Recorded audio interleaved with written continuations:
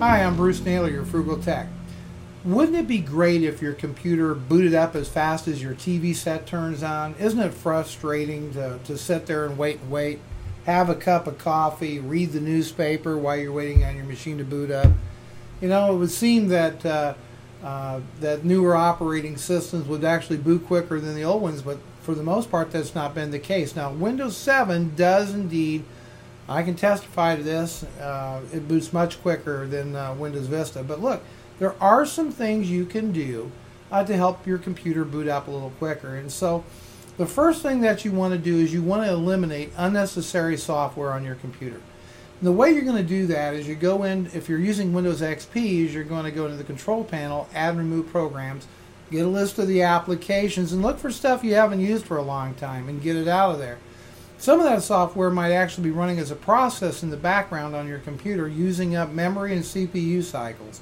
If you're using Windows Vista, you'd want to go to Control Panel, Programs and Features, get that complete list of software, and get rid of that. The other thing, even if it's a new computer, a lot of times they come shipped with what we call trialware. I refer to it as crapware, so does a lot of other people. And again, this can be running as a process in the background on your computer. There's a free tool called Decrapifier that you can run that will find this trialware and help you get rid of it. So that's one of the first things that you can do. The second thing that you can do is you can go into what's called MSCONFIG. Now, on your XP machine, you hit the Start menu in the Run box and type in MSCONFIG. I think you do the same on Vista. But you run the MSCONFIG, and that's going to bring up a dialog box, and then there's going to be a tab that says Startup. Look for startup applications that you may not normally want to start up. Let me give you an example I'm talking about. You do want to have your anti-spyware, your anti-virus software, boot up with your computer and running all the time. But you may not need things like your digital camera software running all the time. So by using MSCONFIG, you can stop those applications from, disable them from booting up and running without deleting them. Because you're going to need this stuff in the future. And if that becomes a problem for you, you can easily re-enable them at a later point. So that's the next thing that you can do. Then let's talk about your BIOS on your computer. And BIOS, does the memory checks, looks at all the hardware on the system, looks at the boot sequence of all the drives and that sort of thing.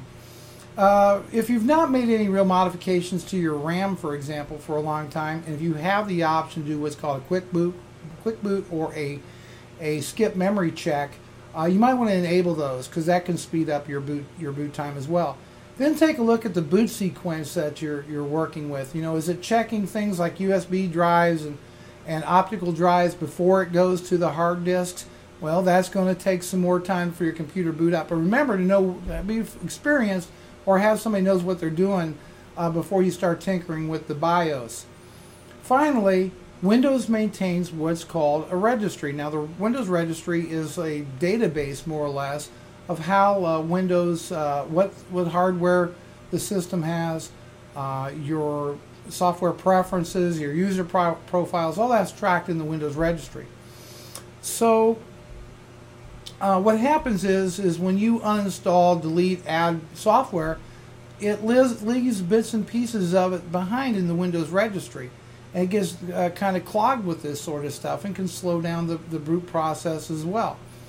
There are some free applications such as CC Cleaner to clean up the registry, and then there's paid applications such as System Mechanic that can do that. But you better know what you're doing because it's real easy to totally hose up Windows, and then you're looking at a potentially expensive fix on your hands there. But by doing these things, you can make your Windows PC boot up a little bit faster, maybe make things a little bit more bearable, and get to work and start making some money a little bit quicker with your computer. Listen, I'm Bruce Naylor, your FrugalTech. We always enjoy hearing from you. We like your comments. Also, make sure to visit our website, www.frugal, that's F-R-U-G-A-L, brothers, the word spelled out, .com. And remember, if it's in your shop not making you money or saving you money, get it out of there. I'll talk to you later.